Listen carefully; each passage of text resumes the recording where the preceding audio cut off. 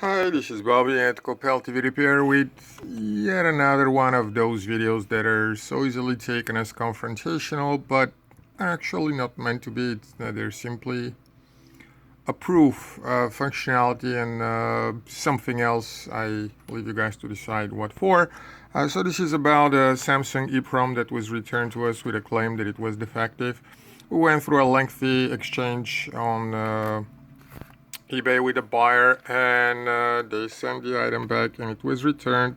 We told them, as the label on the back says, that as long as it is returned unsoldered and having been tested on a socket, that we cannot tell that it was used. We have no reason to complain or make any issue taking the return back, whether it's functional or not. Sure enough, it is used, and I'm gonna do a little bit of a close-up for you there so that you can see, hopefully. Sorry, not so used to that. The best place to look at is the legs, and I'm gonna get one that is a brand new one and put it next to this one. So you can see the reflection, the cleaning. You can see the reflection here of the flux from where this was. You can see the legs, how they stand, and those are darker and those have more metallic reflection, and I'll put it the other way around. And I hope it's so easy to see, white, clean, dirty soldered. If you are an electronic technician and you receive one of those with us advertising on a brand new item, you wouldn't be too happy, and rightfully so. So this was used, and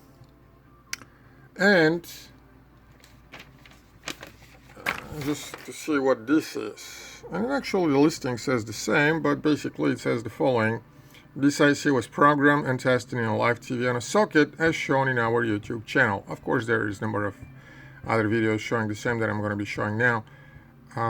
Use a socket yourself, or be advised that we will not take soldered ICs back for refund. Now, here's the problem. The customer says that this doesn't work, and the first thing that in this video you should be asking about, I'm going to show that it does work by putting it in a socket, which is exactly what this label says. But of course, everybody can say, we don't know if that is the same IC that was sent back to you from the customer. We don't know whether you did something to it to make it work. That functionality proof cannot really be taken as a proof, which will be the right thing to say. There is nothing that we can do to prove that this IC is the one that the customer returned, but by the very same exact logic, we have absolutely no certainty that this IC is the same IC that we sent back to the customer, and that we sent to the customer in the first place.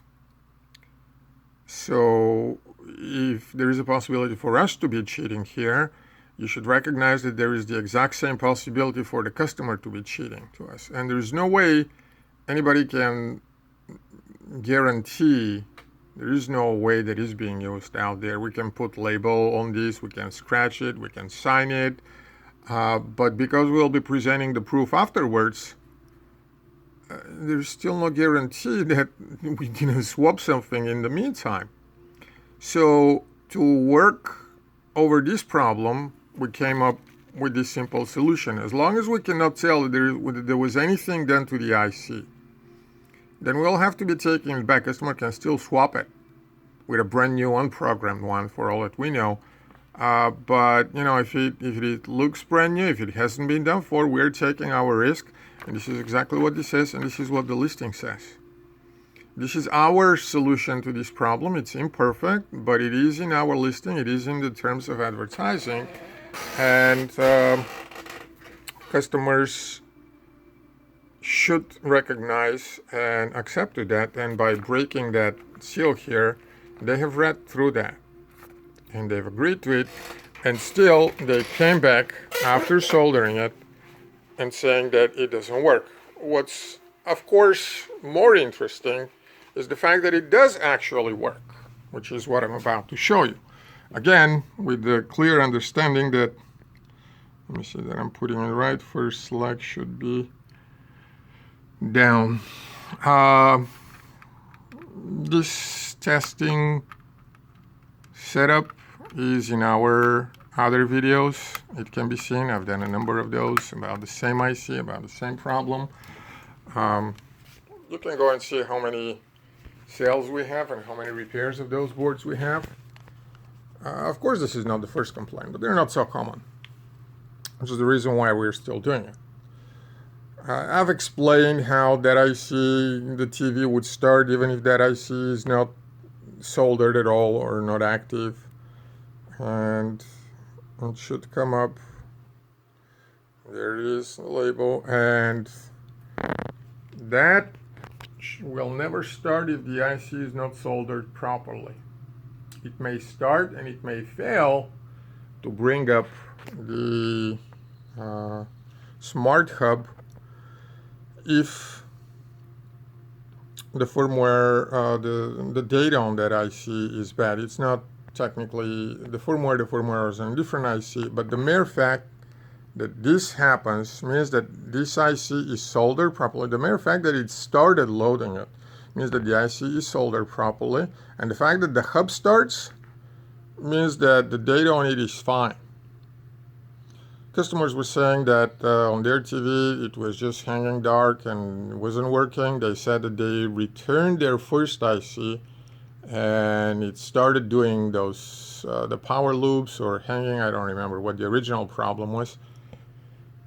And they said that that's a proof that this IC doesn't work, to which I say and repeat, it's not a proof that the IC doesn't work. There is a different explanation which would explain how did you come to that. And it's very simple. The data bus on that IC shares the data bus with the firmware IC where the kernel that operates the TVs, and this is the kernel EEPROM. This is the rewritable data temporary partition of the operating system, and it does have some files into it, but this is where the kernel is. This is where the TV starts from, and this is why the TV will start even if there is nothing here. Now, the drivers will detect with some delay, and after some attempts will restart the TV because they will be unable to operate what they hope to find here, but the TV can still start by taking out this EEPROM and just leaving the kernel one. Anyhow, they both share the same data bus, and if a leg is soldered and shorted on both sides where the bus data legs are, then the whole TV wouldn't start because even that firmware IC wouldn't be accessible. And that is probably the best explanation of what happened. It may not necessarily be the only one, and it may not be the correct one. It is what I have seen working with those. So, long story short, that's another case where somebody is complaining that what they receive from us doesn't work, and it does work, and their conclusions are just logically improper, and they have voided our terms. And it's a shame that eBay lets those things happen when they do. And I do understand the other side again. I do understand that sellers can cheat. There is common sense. I mean, if you find somebody with 10,000 or more sales, those people are not in there to cheat. They're there to make money by doing business, and you can't do business by cheating not 10,000 times successfully. And you go and read the feedback, and the feedback will be that, you know, somebody, there will always be one or two or three, however many people, 1% of people that will be, somebody left us a negative feedback the other day by mistake. They said, we received the item, and before we can try it, the TV slipped and broke. And we're like, why are you leaving us negative feedback for that? And we wrote to them, and thankfully, but this doesn't happen far, not every time, thankfully they said, oh, we did it by mistake. And they revised it, and they changed it. But not everybody does. There was another somebody whose order we canceled a while ago. You can go and see that negative feedback in our studio, who was upset that we canceled their order. And we canceled their order because at the time we were not able to fulfill it because the whole office was being shut down because of COVID. So within hours of the orders being placed, we did the only thing that we could do under the circumstances, which was cancel the order and refund the money immediately. But of course, they left the feedback, which is, again, often enough. And you don't know what people will do when they're faced with, something contradicting their experience and explanation of how the world works. Hopefully this will help. It's not meant to offend anyone. It is what it is. This IC was working, and customer violated the terms of the sale, not us. That's a fact. Thank you.